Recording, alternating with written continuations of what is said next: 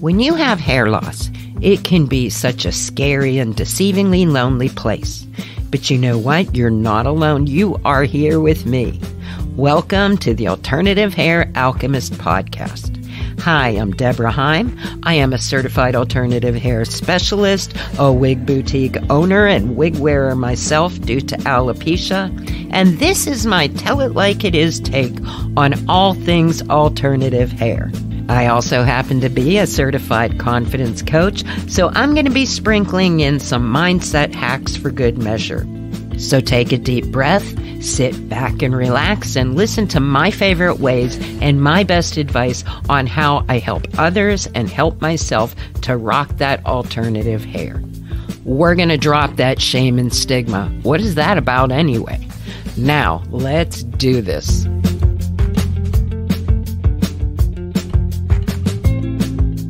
Hello, everyone. This is the Alternative Hair Alchemist podcast, and this is Debra. Happy Saturday to you, and happy International Podcast Day.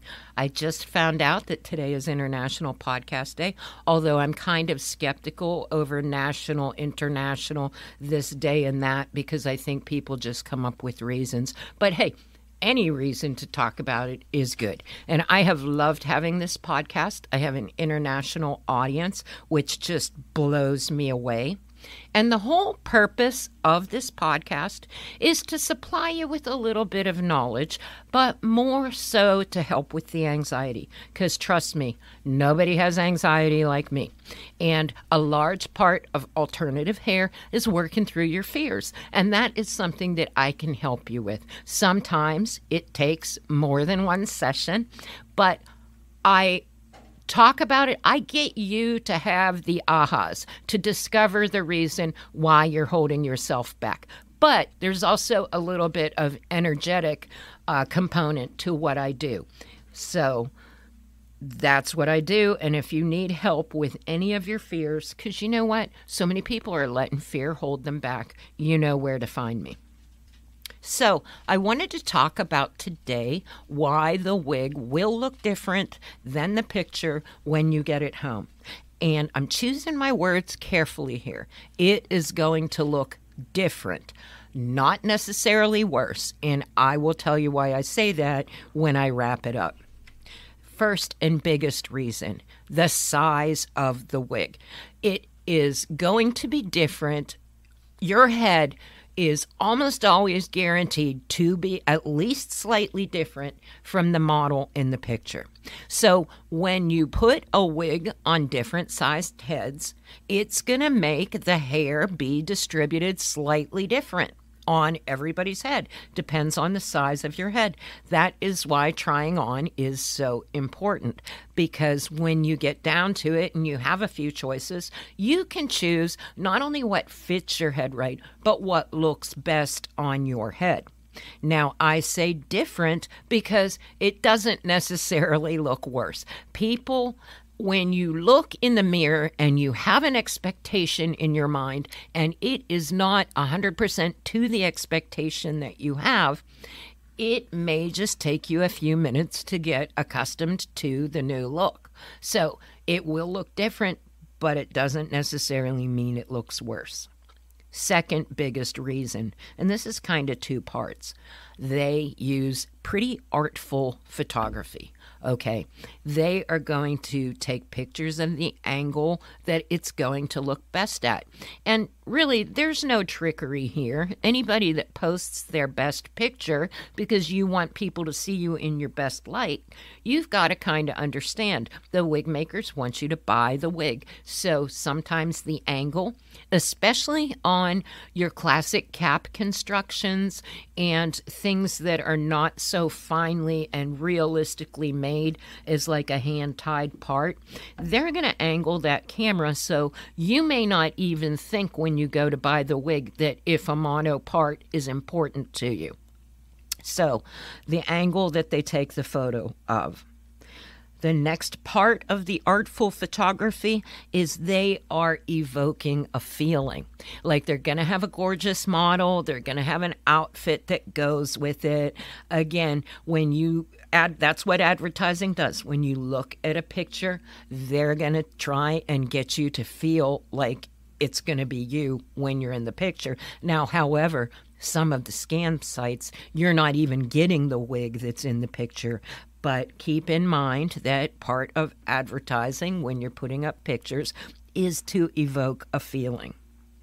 Next up, there are individual differences in every wig, no matter if it is the same color and the same style. Let's just say you are getting, and I'm just throwing a name out there, a Dylan, style name Dylan from Tony of Beverly. You could order 3 Dylans, and I've had it happen, in the same color. Let's just say chocolate brown. I don't even think that's a color, but I'm just making it up for an example. And those 3 Dylans in chocolate brown will be slightly different. You know why? Because anytime there is a human involved, which usually a stylist is cutting the style of the wig, they don't come off the assembly line ready to go. That was one of the things that surprised me when I found that out. There is usually a stylist. So it's just the same as when you go to the hairstylist. You may wear the same haircut, and when you go every couple months or whatever, it is the same haircut, but it isn't going to look exactly like it did the other times. It might be close enough that nobody, not even you, can tell, but individual variances. And I find that for some reason with alternative hair, we are more vigilant, like you are really looking at that wig, every angle of it, to find something that's different. And again, that gets back to the perception. I wrote about this in my book. I was so worried that people would, quote unquote, know, which that's an irrational fear to even if you think about it. Because if they know that you are wearing alternative hair, how is that an insult? And I am proud to say that in the 5 years that I've had my shop and doing this podcast, that the view is really starting to turn around. Thank God there are celebrities that are open about all the advantages of looking red carpet gorgeous in 5 minutes. The stigma has really gone down. And also the fact that the technology on wigs nowadays, it blows me away. I look at pictures of myself when I first opened the shop, and hey, I thought I looked pretty good. And I guess if you look at the picture, you do. However, the technology in the realism of what they are putting out today, it's just amazing. I am in my shop, and I will be looking it around, and all of them look good. It's just, thank God we live in a day and age where technology is so prevalent. And let me tell you, if you love looking at wigs online or the catalog, what have you, let me tell you how tempting it is to work with them in person.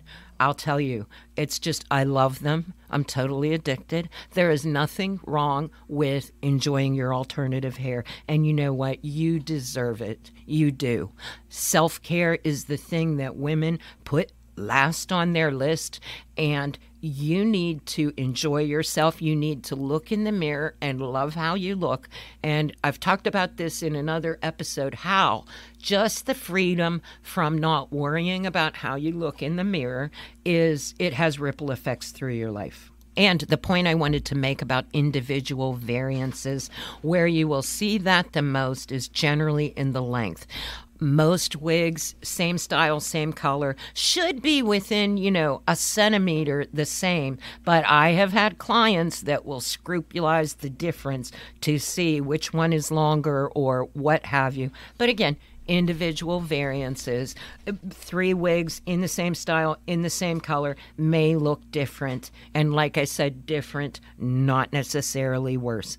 And I'm going to wrap it up with that thought, because that is the number one thing that I see holding people back it's the perception, and I see it every day in my shop, the perception that somebody looks better than you. It's this comparisonitis thing.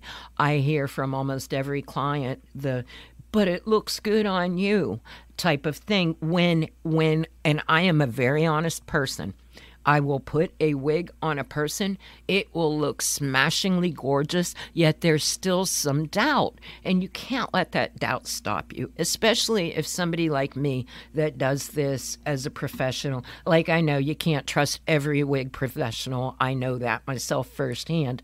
But, I guess my point is to at least question in your head, is this my perception? And usually if you have a reliable opinion, and you get backup, there really shouldn't be any more reason to waffle. However, I see it and, I get it. But the more you do it, the easier it gets. With style changes, with color changes, the more you do it, the easier it gets. And I see the fear coming. It will come up in very sophisticated ways. I see a lot of overcomplication with people looking at specs and measurements and what have you, to which I say, yeah, I am a stickler too. However, there is something to be said for throwing caution to the wind, for taking a chance on something and expanding your capacity for beauty. The slogan for my shop from the first day that I opened it was maximize your unique beauty. Because the thing is, every person is divinely planned. So you look the way you do because you're supposed to. Now, there's nothing wrong with wanting to improve it. Heck, that's what, society is about. But don't for a minute think that you are not as beautiful as the next person or as somebody else. Somebody said, I don't know, comparison is the thief of joy. I'll have to look up who said that. And that is so true. If we wouldn't compare, we would be probably in a better mood. And to tie in with the uniqueness of how you are uniquely beautiful, I have a free 16-page ebook. It's a PDF you can download. It's 10 steps to maximize your style. And I know there's a lot of people saying, oh, just show up as you are, especially in the online space. But I say, why not make yourself memorable? Let's put your best foot forward. And by jazzing up your unique touches to whatever you're wearing, let alone your alternative hair, that's what's going to a cut above the rest as far as that goes. And I also say, as far as style and as far as showing up, you know how well people plan for like proms or weddings or what have you. Sometimes, wouldn't it be fun to take just a regular day and put that type of thought and joy into it? I'll tell you, the days I do it are some of the best days I have. So, thanks for listening. If you think this podcast would help somebody, tell a friend, share it, what have you. Drop me a line. You can contact me through debraheim.com, DebraHeim.com. You can also find the podcast there, but I guess if you're listening to it, you already know where to find it. But thank you from the bottom of my heart from listening. And until next time, peace, love, and alternative hair. If you enjoyed this episode, you might like working with me one-on-one even better. You can check out the options at DebraHeim.com. You can find my shop at verybestlittlehairhouse.com. And don't forget my Wise Wig Advice and Support group, also on Facebook. I'd love to hear from you. But until next time, peace, love, and alternative hair.